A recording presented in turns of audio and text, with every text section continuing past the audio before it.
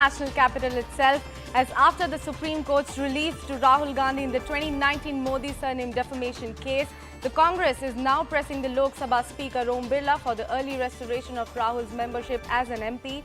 The Congress has questioned the delay in restoration. Meanwhile, Assam Chief Minister Himanta Biswa Sarma took a dig at Congress's celebrations, citing the copy of the Apex Court's order. Himanta Biswa Sarma pointed out that Supreme Court's observations were not highlighted by the Grand Old Party and claimed that Rahul Gandhi is a repeat offender.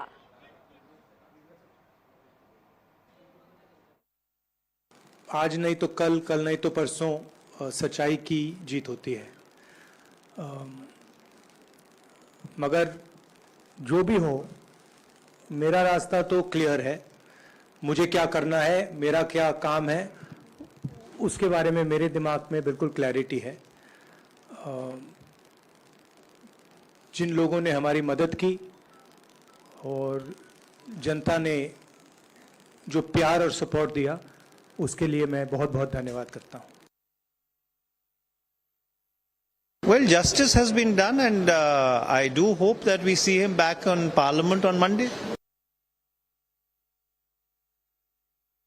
जब तक गुजरात में सारे न्यायालय का निर्णय था, वो एक था।